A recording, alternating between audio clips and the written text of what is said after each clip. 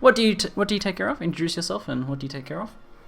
Yeah, hey guys, my name's Andrew Chambers. I'm a designer, mostly responsible for the Crusader, for Reaper of Souls. I've also been doing a bunch of work on the crafting systems, like the blacksmith and the updates, like some of the enchanting stuff, and also the Infernal Machine. It's gonna be my big focus for Reaper.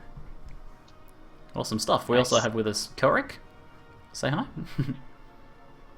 Hi, my name's Chloe. I'm a teacher and a channel. I'm the other guy do feeding.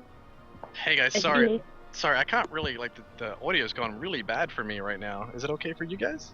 No, I'm having some issues here in Keller because Oh, okay. Yeah, it's all kind of like You very in sound and clear out. to me, Andrew, but Kelric, yeah, has had some connection instability. It sounds like. We can come back around. What about you? What about yourself? Anyway, my name's Ziggy D. Welcome, guys, from Australia. Live streamer and YouTuber. Lots of Diablo and RPGs in general. Action RPGs in general. Yes, the Microsoft sound. Microsoft Sam sound effects were happening there in Skype. And Ravenclaw. How are you, mate? I'm doing pretty good. I can hear it. Alrighty, cool. So we're gonna jump straight into it, guys. What do you reckon? Sure, let's do it. Awesome. We get to Alright. we all get to be jelly of Andrew's awesome Crusader outfit there. Yeah, I kind of want to spend like a minute just theory crafting your Crusader. Can you hear me now? Yeah, you sound Yeah, good it's now. way better. Yeah, way better. Oh, good. An ally. Why don't I you don't know try what it? that was. Sorry about that. Reintroducing yourself, Korik, now that we can hear you properly. Okay, my name's Koik. I'm a YouTuber and a Twitch streamer, but I'm not streaming this evening. And it's a pleasure to be here. Awesome, awesome. So, I don't know about you guys, but I'm not a massive fan of Act 2. What do you want to start off in terms of bounties? We do have the bonus in Act 2, though. Otherwise, bonus in Act 1. Want to hit up Let's one do of Act 1. Alright. Sure. Alright, I'm going to jump straight into like the Weeping Hollow if you guys want to follow. Okay. Yeah, the Crusader gear is crazy, Guzzlinger. It's awesome. It's so good. It's their showy stream gear. Yeah, I wish Right. I had this actual gear on my real Look at the character. shield. Look at the shield. So insane. I want to zoom in. There we go. Oh man. I just Yeah, got Wait, where my. are we going?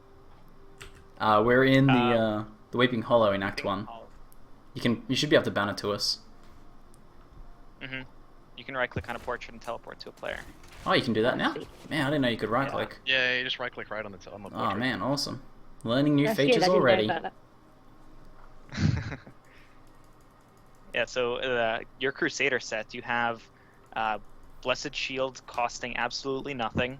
Yep. Your shield increases the ricochet amount, and then your rings increase the damage when you're at full resource, which is Yep. awesome. Yeah, so basically I just hang out at full resource permanently, and then everything does ridiculous damage.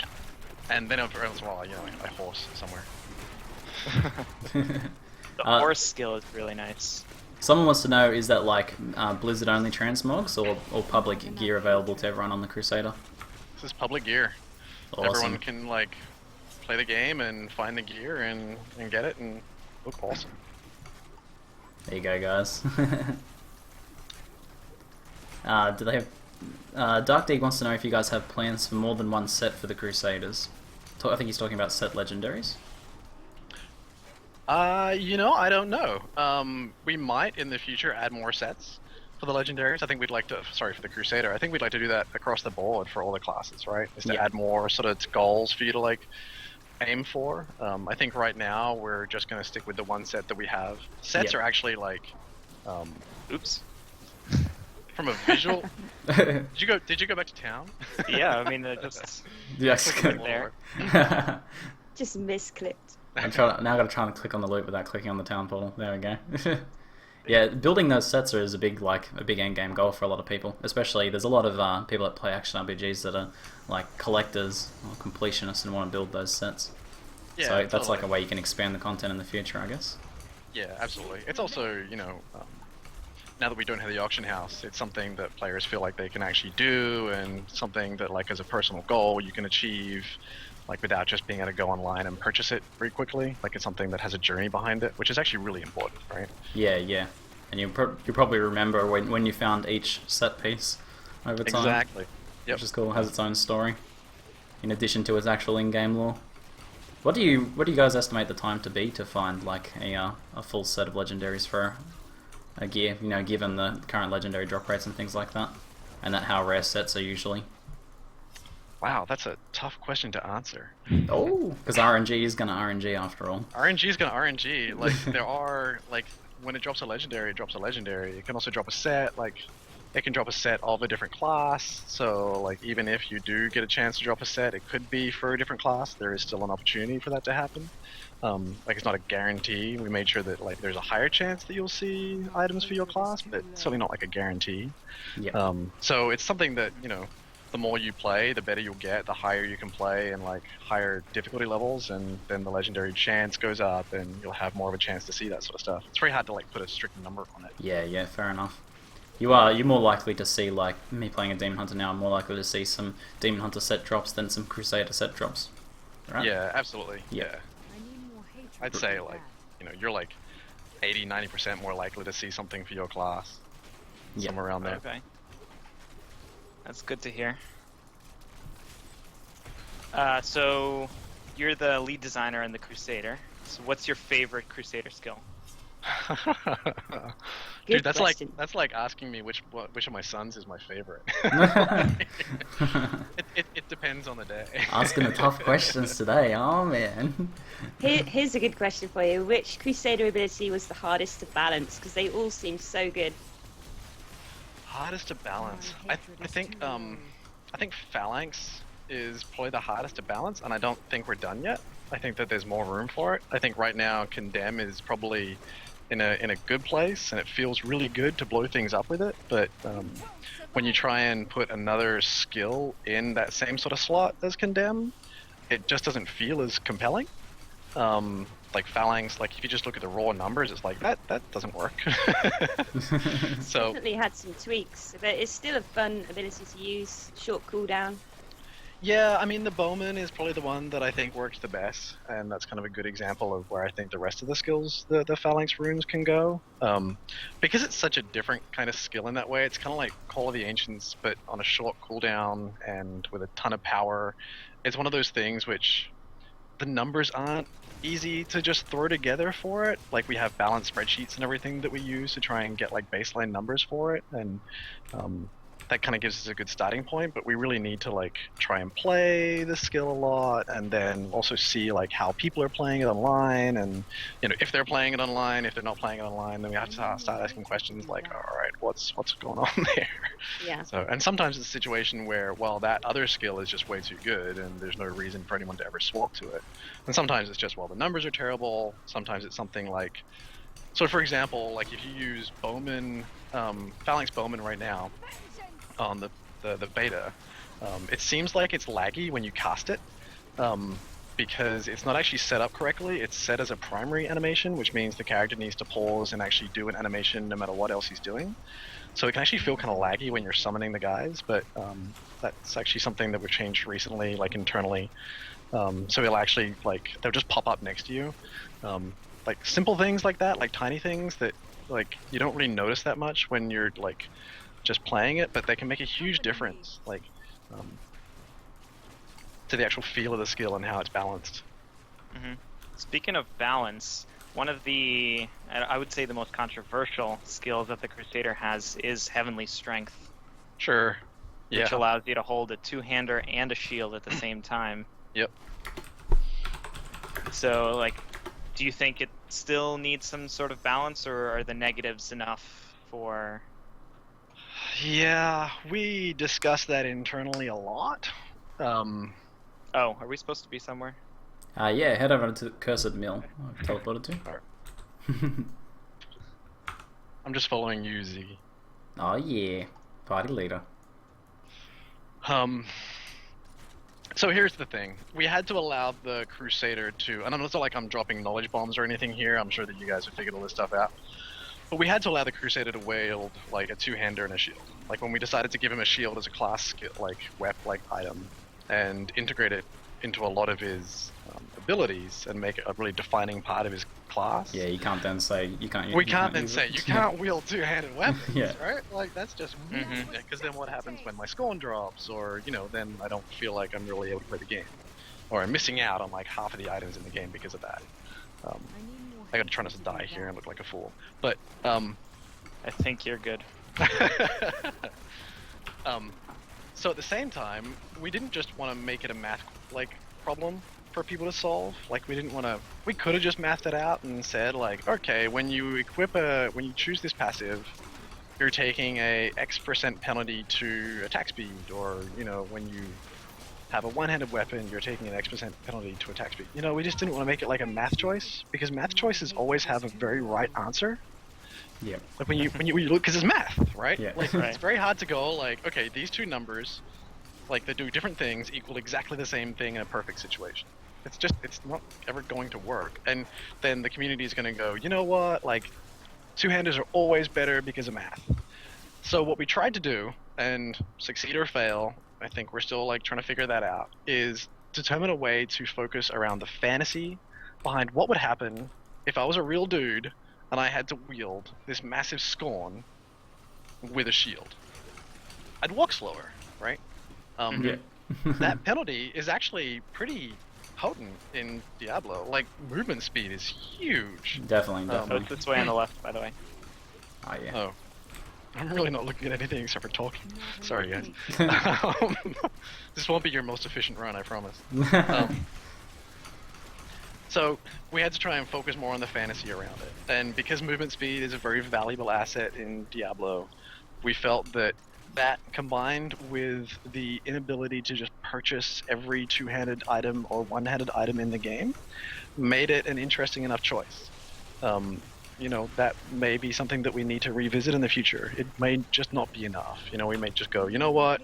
It's just not enough. We need to add just a little bit of math in there and try and find a way to still maintain the fantasy of wielding this two-handed thing without making it too much of a math or like a penalty. There's just a lot of moving parts there. How do Since you we're feel where doing it's at a, the moment? Sorry. No, go ahead. I just wanted to say that I love the Nephilim Rifts. Oh, great. How do you feel where the two-handed passive is at the moment? Do you feel like the penalty is working as intended? Like it's enough of a penalty based on what you've seen from the beta so far? I think so. I think the other factors, like I said, there's lots of moving parts. So there are other factors involved apart for like the numbers on a two-hander, like being good or not, like on a character sheet DPS. There's like the legendary powers, right? Like I'm wielding a one-handed item here, a weapon, because it has the thing which allows me to remove the cost of Blessed Hammer. Like that really, that's a playstyle that I want to enjoy, and I actually find that this guy does pretty good DPS, like comparatively. Yeah. So because you can't just go and buy like every two-hander and every one-hander, once you do find or like get a drop of a different like item, like leveling up my Crusader, like I've often found times where I'm using Heavenly Strength because I have a really good two-hander, and then I get a one-handed like legendary weapon with a power on it that I really want to try or something, or even just a regular one as I'm leveling up, and that like causes me to go, yeah, you know what, I don't need Heavenly Strength right now because I don't actually want to carry that two-hander, because that one-hander is kind of more appealing to me. I think in general that's where I would prefer we go with Diablo, is make less math choices and more fantasy choices, present those kind of things to players, like more playstyle choices, right? Like, yes, math is just such an easy way to go, like, this is right, this is wrong. But if you then start putting powers and legendary abilities and stuff on things, then all of a sudden the right and wrong answer becomes kind of different. Sometimes it can be a personal choice, and that's completely okay. I must admit, I really like that, because I've spent my entire time on the base of playing a Crusader with a two-hander just because I like the idea of having a two-hander and a shield. Right, yeah. And I must admit, even though I've found good one-handers, they've not necessarily been, better than what I'm using. Right. And sure, there might be like a DPS bonus, and a lot of players are going to be out there saying like the numbers That's a prove problem. that this and everything. where's the little dude? The numbers prove that like you're guaranteed to do more DPS or be goblin. more efficient or something with like a two-hander, but sometimes just playstyle can override that, you know, like, and that's okay. Like if you're like a little bit less efficient because you really want to wield this one-hander and throw blessed shields like there's no tomorrow, you know, that's kind of okay. Hmm. Can we expect the barbarians at some point in the future be able to wield a two-hander and a one-hander? Because they did get to do that in Diablo 2. Yeah, I don't know. Maybe. I can't make any promises about that. Like I can't rule anything out, but at the same time, you know, Gotcha. that's Nothing for the planned at future. moment. Nothing planned at the moment. Yeah. Someone, Dark Deeg wants to know, did they balance the high-end Crusader around the Akarat's set, like to get into Torment Tier 6? Do you feel it's like mandatory, or are there other ways to gear and still be viable for Tier 6? I think so. No, we didn't say you absolutely have to have this set in order to get into Tier 6. We don't make decisions about balance or difficulty based on that. Yep. I do think that some of the Crusader's skills seem like they're underpowered right now. A part of that is balancing a character which hasn't had a lot of live exposure.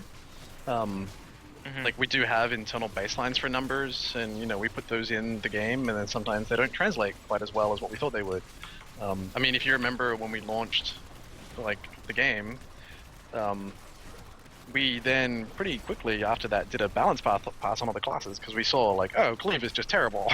Like no one's ever going to use cleave, you know, because more people were playing it. And... Legendary?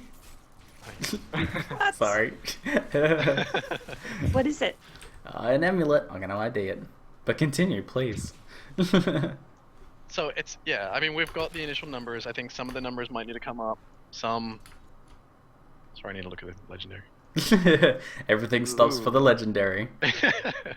Prevent all arcane damage taken and heal yourself for 20... I thought they these ones were removed. Were they added back in recently, were they? Yep. Oh, I awesome. think these are like the...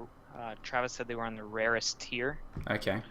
The fire one is the rarest one Yeah, because 'cause like Molten and- everything in our game does fire damage Yeah. for some reason. You know, 'cause it's Yeah. Diablo. But the others are on the rarest tier as well. I mean, we brought them back because one, they're fun. Like it's great to be able to like just completely negate something like that in the game, and two, we moved them to amulets. You know, so you can only have one at a time. Yeah, You have to like make that think that's choice. pretty Like, crucial. do you want this or do you want something different? Like, yeah. The amulet's I the have a- traditional power slot as well. Yeah, exactly. Awesome. I mean, so- RNA. So the palette, like the balance of the Crusader, like I think it's something that we'll keep on working on over time. Like once we ship the Crusader, it's not like he's done. You Yeah. know, like Yeah, it's yeah. not like okay, we're done. We'll just like move on to something else, right? Well, just looking at vanilla, you guys did a lot of rebalancing of multiple big patches of rebalancing for each class. Yeah, in and that's vanilla. important. You know, we have like, you know, so many skills and runes per like the class that, you know, we want to make sure that players feel like they're able to go to a different skill if they want to, without feeling like it's just a complete loss. Yeah. If they want to try out that sort of play style, we want to make that feel like it's an even kind of swap. So, but sometimes, I mean, at the end of the day, when you're making a game, no matter how much like math you do, there's nothing quite like being able to play it and you know hear from the community about what they think is too powerful, what they think isn't powerful enough, and you know, like that's why we have a beta. I'm so happy that we have the opportunity to like do the beta this time around, because it actually like it gives us so much information and understanding about how the game's being played, and Yeah. and even you know, we can't respond to every single post that you guys make on the community forums or on Reddit or anything like that. But the first thing I do in the morning is look at my Facebook, and then I look at Reddit, and then I look at the Battle.net forums. Like, like it's just the sequence of events, right? And that's like Good when I'm to hear. lying in bed with my coffee. So. On a related note, how do you feel where the Crusader is at the moment? It seems like most streamers and stuff that have like, because given that the Reaper of Souls beta is a lot of streamers and things like that, a lot of people have decided that they don't like the Crusader, or they feel it's a bit underpowered at the moment, or they feel it's yeah, some of the things are a bit lackluster. How do you feel where's the balance of the classes overall, or what do you feel about those sorts of statements from a lot of different streamers? Like I was saying, like I think like the numbers will still change. You know, I'm actually really happy with where the Crusader is from a skill kit perspective. You know, the numbers are something that are very easy to change. Like if we were hearing from the community, I hate playing this class, I hate everything about it, I hate the shield, I hate the falling sword, I hate, then we're in a situation where like, wow, what do we do there? It's like, Yeah, I don't so think we that's. need to completely redesign the class, then that's a bad situation to be in. But when we're hearing things like, wow, like when I play this and then I play my barb just seems to melt stuff and this guy just doesn't seem to, that's something that we can address that's pretty easy for us to fix, right? Like Yep. some numbers changes Yeah. or, if it was like, big sweeping things like this class just isn't fun, if we were hearing that dominantly, which we're not, I'm sure you guys aren't either. Like, Oh no. then it's Absolutely just, not. Right. I hear Um, that everyone and his mother and her mother want to play the Crusader when Right. it launches. There you go, right? So that's an awesome situation to be in. And for us to just go, oh, okay, so we just need to revisit the numbers and, maybe make some things more powerful and tune some things up properly or, just revisit some of that stuff. Like, okay, that's the dream position to be in, right? Yeah, And yeah. then we could just focus on the numbers, which relatively is easy compared to coming up with a fantasy of all the different skills and how they work together and like the synergy behind them. And that's the really hard part. I think you're pretty right about like from a skill kit perspective. I think the Crusader has different areas of appeal. Like for myself, I don't really enjoy any of the melee aspects of the Crusader, like the melee setups and skills that you can have. But things Right. like the shield throws and the ranged attacks and the like heavenly bombardment skills, they all feel so good. So Right. Crusader feels really good for me for that. But so I guess people that enjoy the more melee characters will be able to enjoy the melee skills as well. Sure, I'm glad. Now, when you were designing the resource for the Crusader, were there any ideas that you came up with that just didn't work out?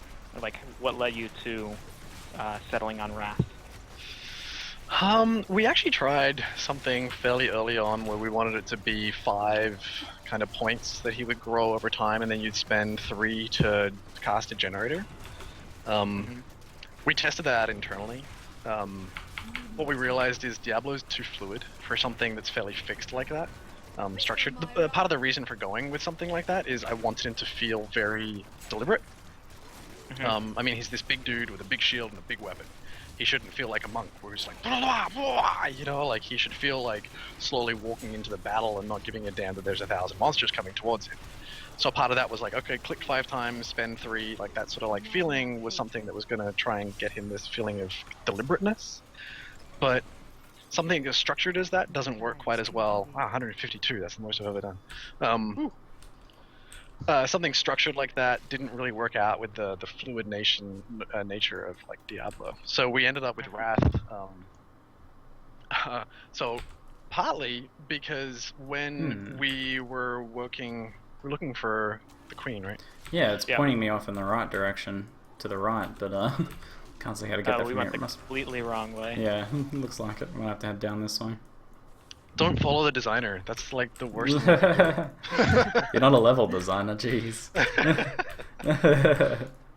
Where was I? Dark Wrath. Dig So has one a... of the Oh, sorry, I was continue. just gonna finish up with the Wrath. Yeah, go ahead. Yep. What we wanted to like have is something that some of the other classes we felt were lacking is that time between fights where you can be running between them and you're not able to get enough resource to enter the fight and be able to cast. Sometimes you can be in a situation where you encounter a big group of monsters, you have 0 resource, and then you can't unleash straight away. So we wanted that feeling of running between fights, he regens, and then he hits like really hard when he enters. So that was kind of the how we ended up with Wrath. Alrighty. Dark Dig wants to know about the change to Thorns Crusaders and the move away from Thorns. What are your thoughts on that, or how do you feel about the Thorns changes? I quite like the idea of Thorns and being a big role for the Crusader when it first came out, myself. Yeah, some of that was internally we have a design philosophy called concentrated coolness. I don't know if you guys have heard of this before, but it can be a little bit of an obscure kind of concept to grasp. But if you have one skill that does 70 things, you're better off just having if you have 70 skills that do all these different things in crazy different ways, like you can't just then like take all those things and put all 70 ideas into one skill, right? Then you end up with something that's kind of diluted, and that's where a lot of the Thorns stuff kind of was falling for us. Like we had it on some different runes and everything, and like it just kind of like was falling into a place where it was overcomplicating some of the skills. So we did a simplification pass, and that was one of the things that unfortunately got lost along the way, like as part of that simplification pass. So the Thorns wasn't cool enough in TLDR. Thorns wasn't cool enough. Fair enough. I think there's still ways to build a Thorns Crusader using some of the legendaries that are out there. And his innate, having the shield and everything on there, like the changes that we made to Thorns to make it work against ranged attacks and everything, like I think those things all add up. It's just not part of his core skill kit anymore. Gotcha. Mind if we shift topics? Sure.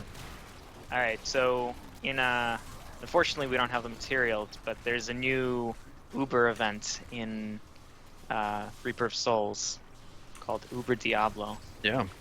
Have all of you experienced it, or at least seen it? Yeah, I haven't even I seen it. I haven't played it yet myself though. Need to get them mats.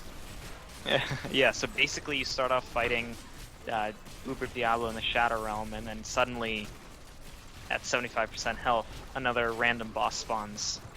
And then at 50% health, another random boss spawns. Yeah, it's pretty full on. 25% health, you get another Wow. 2 Diablos. And so, like, how'd you, design this new encounter? Well, we wanted to bring the Infernal Machine to level 70 experience. We feel that that's part of, a big part of the end game for people, to be able to experience and have that drive towards building the Hellfire Ring. And we had Act 4, and adding Diablo seemed like a bit of a no-brainer for us. As for the design around the fight, we really actually liked the way that the other Ubers worked, and bringing them into the fight was kind of an interesting opportunity for us, instead of just having the standard he summons ads. It's like, oh, what if we did an Uber version where he summoned the Uber ads? It's like, oh wow, that's great. It makes so much sense because it's Diablo, and he's commanding these guys throughout the rest of the game, and then now he's just commanding them for this particular fight as well. Yeah, and it also kind of builds on previous knowledge. If you've done the other fights, you're actually kind of better off, and you can learn from fighting those other monsters, how to actually beat them in this experience. It was actually one of the fights that I think is actually the greatest of the original Ubers is Siegebreaker and Zoltan Kuhl. The way those two work together is actually really interesting. You have Siegebreaker, and he's this big lump of meat that you just can't really ignore. And then there's Zoltan Kuhl, who's this really annoying dude who's jumping around off in the background. He is super annoying. He's super annoying, right? Yeah. But it actually it forces the question of which do you focus on first, right? And it doesn't seem like there's a really obvious answer. So we tried to accomplish the same sort of thing with the Uber Diablo, right? When he does summon those ads, there shouldn't be a really clear answer of, do I just burn down? Oh yeah, that's my thing in there. There we go. Oh no, I aggro to Goblin. I'm going for the Goblin. You guys can deal with the bad guys. Come help with the Goblin. Goblin's more important. Have some of those situations when you're fighting and something summons or something spawns, and you're not really sure what the right answer is. Is the right answer to keep on focusing fire on Diablo, which probably it isn't. But sometimes you can, because sometimes Diablo might actually be easier, and you can use some ancillary AOE damage to burn down the other bosses. One of the other things that I think is really cool is that, I don't know at what point it starts, but the exploding goblins start spawning and jumping out of everywhere. Oh yeah, the ads, the fallen lunatics just start easy. That's actually boss dependent, so that's ad dependent. It doesn't happen every. Oh really? Yeah. Interesting. It depends on which ad you get. I actually really like the can't remember the dude's name. You guys played WoW? Yes. Do you remember Blackwing Lair had the dog that each week was a different spell that you needed to combat using the sand? What was his name? Is that not Chromagus? Chromagus, yeah. Each time you fought him, he had time or something like that. You had to use different sand in order to actually Anyway, I'm showing my age, but that was something that I really liked. That feeling of the fight isn't exactly the same every single time. We expect players to do the Ubers quite a bit. So keeping that experience fresh each time can be really interesting and make it kind of more fun to do. That achievement was pretty cool. Block it like it's hot. The names for achievements are pretty long. The writers did a pass on those, and for the first ones, And I'm like, really? We can name things that? And it's awesome, but really, we can do that?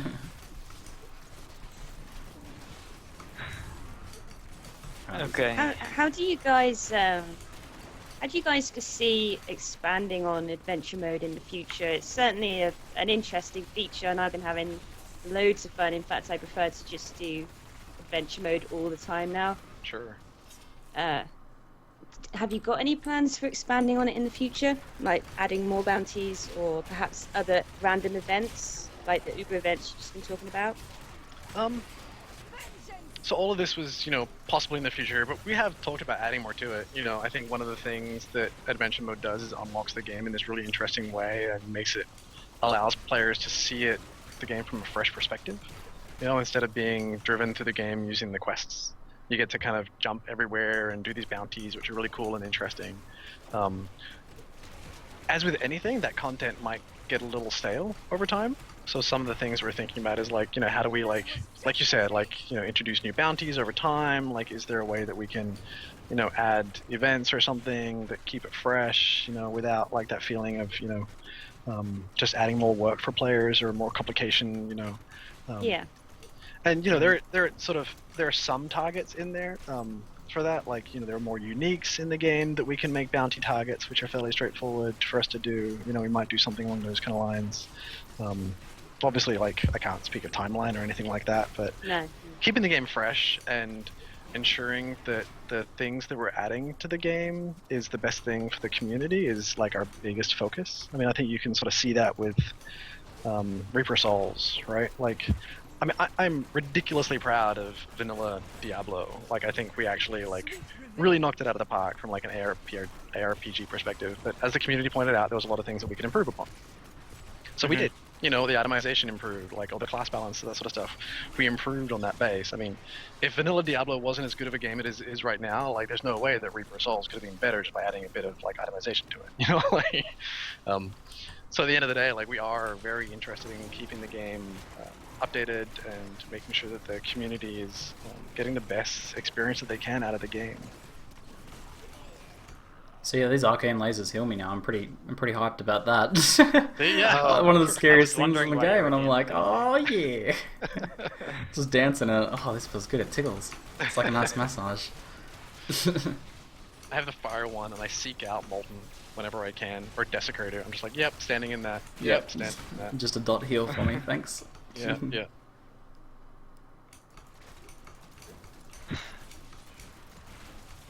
So something else you played a huge part in with the development is crafting. Is that right?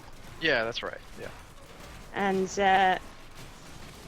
what does everyone think about the crafting? I've definitely been leveling up the blacksmith. I've done some dual crafting. I haven't played around too much with the enchanting. I'm pretty keen on the legendary crafting, the new additions to that. How that you actually have to hunt specific ingredients to craft them as well, and even just the fact that you have to have the base white item now to craft them. Feels a lot better. I think completionists and collectors will have a much better time with Reaper of Souls crafting system so far. That's I'm really always happy my you brought initial that up. thoughts on it. That was one of the goal of adding that legendary crafting material to the legendary items. When I did the legendary items for vanilla, they were fine, but it didn't feel like you were crafting a legendary item.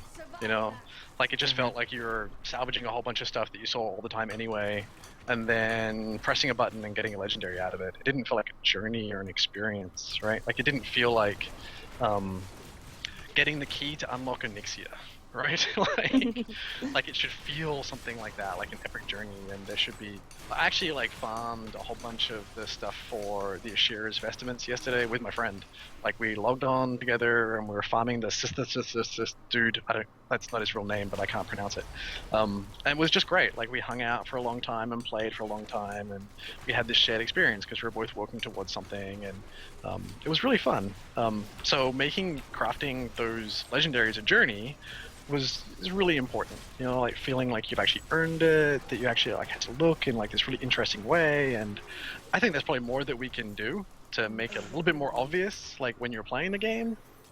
Oh god, I summoned a thing. So you think that the rewards could still be improved over the journey that you have to go through to get everything? Or do you feel like the legendary that you get crafted is worth? Yeah, how do they stack up compared to hour? drop legendaries? Is a question Yeah. someone wanted to know. Yeah, they're close. You know, they do use the same affix ranges as the other drop legendaries. I don't think enough of them have like interesting powers. Like some of them you just look at as like orange rares. Just a you know. better rare. Yep. But you do have, like, when you do roll that legendary item, you do have the ability to roll on the higher affix ranges that all the legendaries roll on. Yep. So if you are, like, if you have, like, a pair of legendary braces and you upgrade to, like, a pair of, if you're currently wearing a pair of rare braces, then it could be in your interest to actually upgrade to a legendary one, because the affix ranges are going to be higher, like the rolls are going to be higher. That doesn't necessarily mean that they're all fulfilling as much of the reward as what I would like. I would like every single one of them to have powers, but sometimes that's just not realistic, and we have to like go, you know what, upgrading from a rare to any legendary is still an upgrade, even if it might not be like the be-all end-all game-changing legendary that everyone wants. So apart from being a collectible, some of them might be stepping stones into some of the higher grade drop legendaries. Yeah, exactly. I mean, if you do craft that legendary bracer and it lets you go up to Torment 2, then it, you know, that's pretty awesome. Or if it added like some DPS, like it's, you know, it's not necessarily about everything having like a power. It's sometimes just about getting like a little bit more sheet DPS or toughness or healing. We missed one somewhere. Yeah, I think he's hiding down the Speaking bottom of here. legendaries, I've just found one. Two-handed sword. The first one I found. Oh, nice. Legendary hype. Ah, give us a Scratch look. Give us a look. I linked it in chat just now.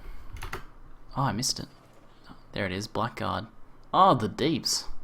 It's actually an upgrade as well. Nice. Nice. Alright, let's go unwrap our Heraldric Cache presents. Here we go, Cache versus Cache. Please explain. Tomato, tomato. Every time I say Cache, I get chewed out by my viewers. Like, I swear we say Cache here. Like, Pretty sure we Now said here's a question about the crafting. So a lot of the crafting requires these reusable parts, which you can either get from like Heraldric caches or salvaging white items. Do you still like? I feel like when you're running through and you're having this epic adventure, just stopping and picking up white items to just so you can craft later on isn't exactly, you know, adventure fulfilling. Like you're picking up rares, you're picking up legendaries. Oh yeah, I need to pick up some white items. Right. Part of it is about allowing players to have multiple goals when they play the game. So, for example, you're talking about picking up rares and legendaries. What you're looking for there from an emotional, like a mental perspective, is just sheet DPS numbers. You're just going like, what's my right now, what's my right now, what's my right now, always just comparing rares and legendaries. That can get really exhausting sometimes. So when we add that sort of requirement, like every once in a while you need to pick up a white item, which is pretty easy, really. That allows you to mentally take a different track. And sometimes you can go, like I crafted the Ashira's set, right? So I needed to look for white boots. That was actually really interesting for me, because ordinarily all I'm doing is looking for rares and legendaries. But all of a sudden my goal, which the game drives me there, but I set myself, drove me to start looking for white boots. Like that's a really, like it was kind of like a mental refresher. You know, like all of a sudden like, oh, okay, I'm not just looking at the next thing, the next rare or legendary, I'm actually looking for something in between.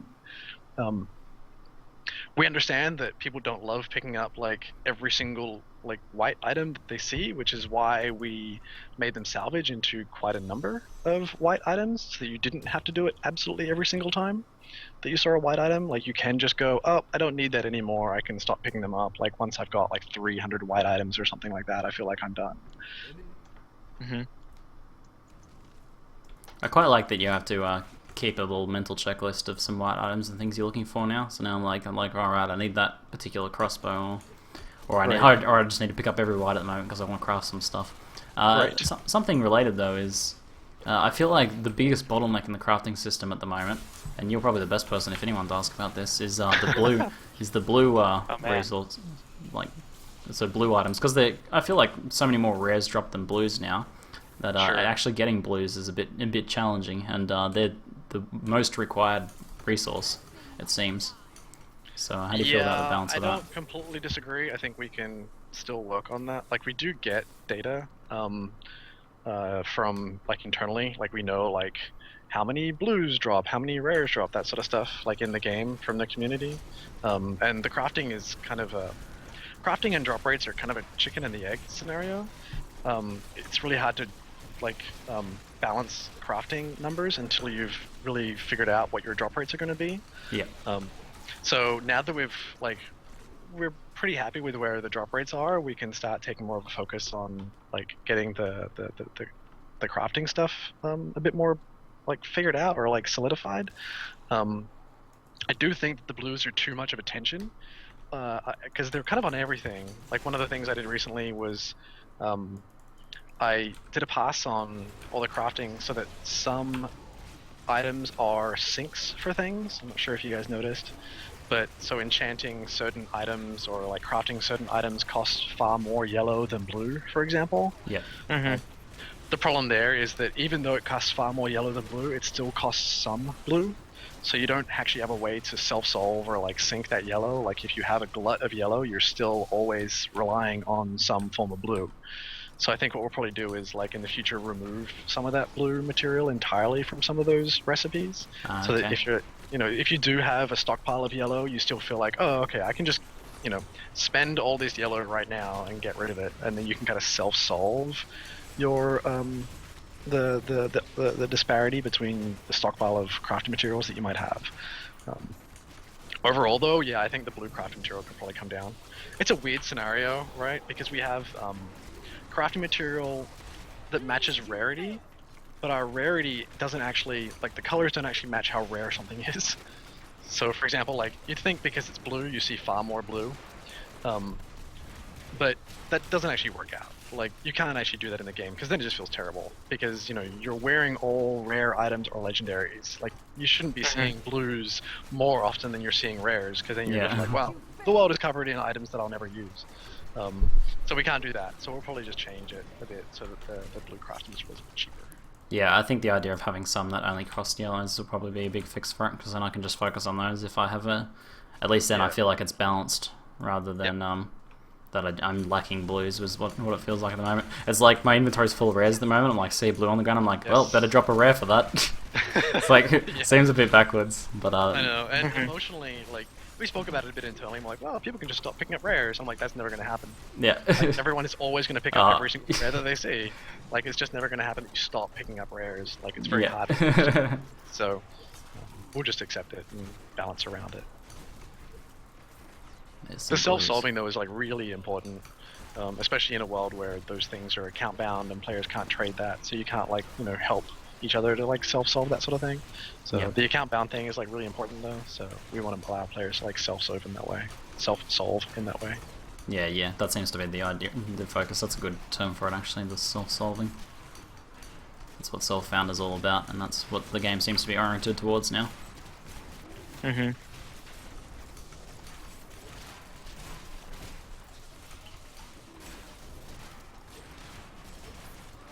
So, are you happy with the difficulties and the difficulty drop rates? Like, right now we're running on Torment 1, and going up Torment levels, it increases your legendary drop chance, right? It also increases, like, XP and gold, I believe, right? Are you seeing that a lot of people are running these higher levels, or are people just sticking mainly to Torment 1? I haven't actually looked at the data recently, so I couldn't say for certain whether that's enough of an incentive or not. I do know that nothing would be far too little, but we need to be wary of making it too much of a lure. If you remember in vanilla, we had the higher level items dropping in higher difficulties, right? And that was terrible because there was the argument of like, well, in order to get to that higher difficulty, like I need to get past this wall of like bees, and I can't because it's too hard, but then all the best items are there. So we kind of need to be careful about what things we gate or how much incentive we want to drive people towards, because otherwise they're going to start taking on far too much challenge for themselves over efficiency, Are they going to Mhm. just have to like feel like they have to start putting the game in a situation where they're like, oh god, I just have to be in Torment 6 no matter what, right? Like we don't want that. So But at the same time, you don't want people running like normal or Torment 1 simply because you're killing stuff faster, so you have a faster drop rate of legendaries. right. So that's what I was saying. Like we can't have nothing, right? Like if we didn't have the increased chance of legendary drop rate, like no one would ever do anything except for Torment 1, right? Mhm. I got a legendary. Oh, GG. Congrats. Gonna ignore everything and pick it up. So again, it's just kind of a bit of a balancing act. You know, fortunately, that number is something that is fairly easy for us to change. You know, so if you feel that like enough, if people aren't progressing through the difficulties in a way that seems to match their gear level or their ability level, then we can totally revisit that. Personally, I've found like the curve, the incline for climbing up into the higher difficulty modes versus my like Paragon levels. I found that quite smooth. Yeah, steady progress, I'd say. It's good. I mean, we didn't want to make it too hard to get into Torment, because Torment is where the new legendaries start dropping. Like we wanted to allow players to feel like they could progress fairly easily. We kind of expect that quite a few players will be in Torment, like not too long after the game comes out. But then we needed the legs, so like Torment 6 kind of ramps up to something fairly substantial. So The thing is, everyone's going to want to try out the hardest difficulty just so that they can say, I'm doing it on Torment 6. sure, Everyone's always striving to do it on the hardest. yeah, but they find out pretty quick they might not be able to. Oh yeah, yeah. So, and that's fine because you still have the ability to progress and earn that gear at the lower levels, right? Just to go back to crafting for a sec, a few of my guys asked. Sure. Whoa, there we go. That's a lot of stuff. Yeah, a bit rippy. A few of my guys asked, have you guys considered like having an internal trading system where you can, like in terms of the crafting mats, trade like rares to blues, like yellow mats to blue mats at a certain rate or something like that? Obviously with a pretty big penalty, but is that something you've considered? We've considered it. We don't love it because then it means that I don't care about what I'm picking up. Yeah, Like part of the reason we added it is to, like I was saying, push people to think about different things as they're playing the game. If you can just pick up every single rare in the game and know that eventually you'll be able to turn that into any other crafting material, then it sort of defeats that gameplay initiative, right? It's kind of like we spoke about doing a similar thing with gems, right? Like allowing gems to be round robin converted or something, like red to green to something. But it just would have made it feel a bit less interesting when you see those items. That being said, I think that one of the things I do want to do is allow players to... so right now when you're enchanting rings, legendary rings, it costs a gem of a certain color. And that color is... Yeah, I noticed that. Yeah, that color is fixed on the item, which can feel really rough. Like if you're a barbarian, like a crusader, and you have a ring that requires a ruby to enchant, like it just feels terrible. You're like, that's just cruel. Right. So one thing that I really want to do is allow players to, when they're enchanting that, have some way to pick what color gem they're going to spend. So as a crusader, you may just go, you know what, I want to always just spend the yellow, the topaz, instead of my rubies, but still get the benefit of the enchant. Especially where players, sometimes you're just at the RNG, where you don't, sometimes you'll just see only one ruby for ages, right? You'll never actually see something that like the color that you need. So.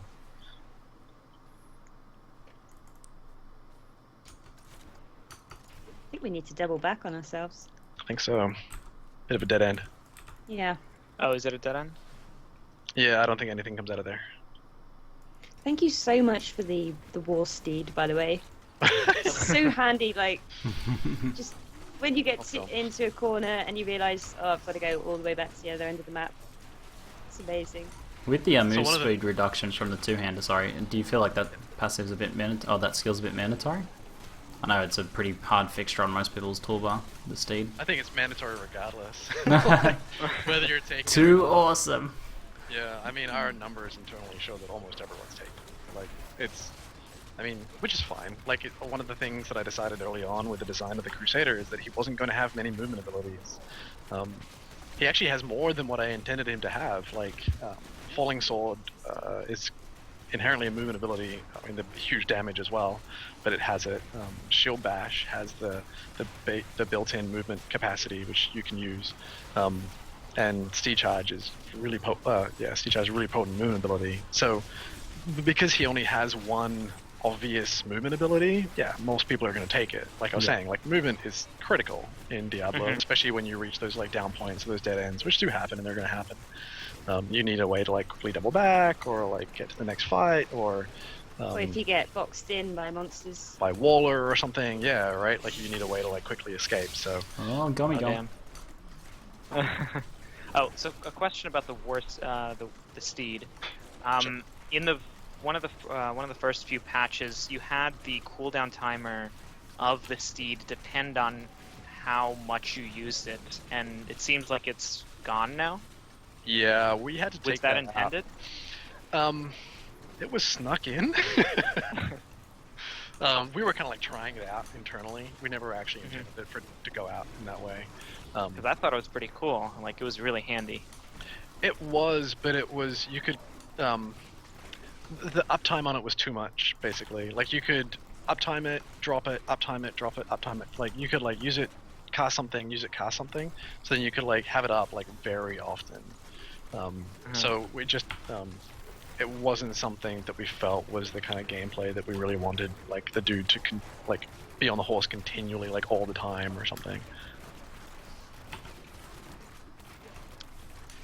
Dexter wants to know if you guys are aware of or have any plans for the ability to go into a new game with a new tune. Let me read out his wording just to explain it properly. Make a game Torment 6 and get to level 60 in under 15 minutes. This is obviously on the PTR. He said he made a new tune in PTR. My buddy came in 60 Witch Doctor. Oh man, I'm dying. And I was I was 42 before I even went into Tristram. Do you know what he's referring to? I think it must be something to do with the bounties. I haven't, but we can totally look into it. It sounds like he's getting a huge reward from the quests for doing the story mode. Yeah, I think so. I think so. Yeah. I haven't seen it personally, but we'll thank you for pointing it out, and we'll take a look. That's exactly what the beta is for, and the PTR is for. Yeah, thanks for the question, Dexter. Oh man, I'm still ripping to the smog. That's too damage. Do you happen to know what the drop rates are for the new Infernal Keys on like the different Torment levels? Like, is it 100% at Torment 6? No, it's 50% at Torment 6. Okay. It starts at 25% in Torment 1, and then scales up by, I think it's about 20%, until it hits 50% in Torment 6. So that's an incentive to go a little higher. It is. I mean, the original Infernal Machine event had it at 100% at MP10.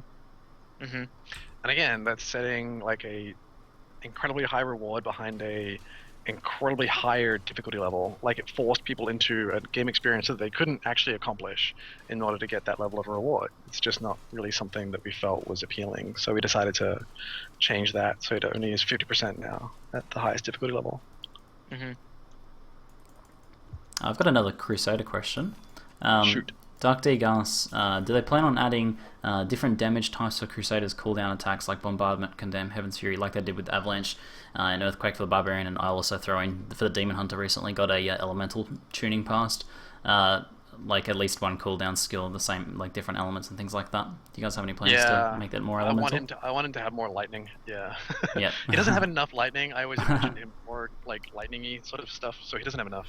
I can't speak to like when that's going to happen, but it definitely is on my list of things to do. Like, I think Heaven's Fury should have a bit of lightning in there. Like, I think Akaras Champion should have lightning. Like, his core themes are definitely like, holy, lightning, and fire. He doesn't have like cold or anything like that. He does have some, but not enough. Cold feels too kind of necro-y. So we'll probably focus more on like those kind of elemental damage types. Yeah. As a little side note, I really like the tuning passes that have gone into making each class more elemental, particularly the Wizard, but with the Demon Hunter changes recently, with the new ability to like use the Mystic to re-roll different like fire damage bonuses and stuff on your gear. It feels really good to be able to make a gear set for each spec. Be like, alright, this is my fire spec, and that's what I'm wearing now. Yep, makes it a bit more Barbarian interesting. also feels good without having only physical attacks. Yeah, especially, you know what? Like the biggest thing we noticed is we put in that the background colors on the skills, and then we're looking at Barbarian and we're like, that's really boring. Like, there wasn't enough color. It was kind of the biggest kind of hint for us. I have 2 more minutes, guys, and then I have to Alright. head up. So if you have any last questions. Any last questions, guys, in the chat? I've got a question. So when you were designing crafting, did you keep hardcore in mind? Because it seems like for hardcore that would be a good source of gear, because you always want to be over leveled for hardcore, and you want to have the best gear for the current difficulty. So did you like really consider and try to gear around hardcore? Not. I can't say like we went out of our way to design for hardcore. I think it's a benefit, but realistically, we wanted that to be accomplished for both hardcore and non-hardcore players, right? Like, as a system, it's something that you should better use to supplement gear and get good rolls. I think, like, when we first put the system out, it wasn't really accomplishing that. It was probably way too random. But with the addition of like the smart drop stuff, like the smart rolling, systems that we have in there now, it feels really good to be able to level up your character and use the blacksmith in that way. The only downside to the crafting, it feels like it doesn't really hold up in the end game quite as well. Like the Mystic certainly does, but the blacksmith feels like he kind of like gets lost by the wayside a little bit. So that's something that I'm probably going to try and like focus on a bit in the future. So. Oh, I also wanted to say that the new animation for the Hellfiring is really awesome. The tech artist that did that is called Julian Love. He actually used artwork from Diablo 2, I believe. Yeah, it's reminiscent of the River of Flame. Yep, totally. Like Nice. he pulled it from there. Awesome. Very Little tidbit for you guys. On that note, I'm going to have to go. Alrighty, thank you so much for your time, Andrew Chambers. It was awesome, man. Thank you. Thank you Thank very you, much, Andrew. guys. It's been a pleasure.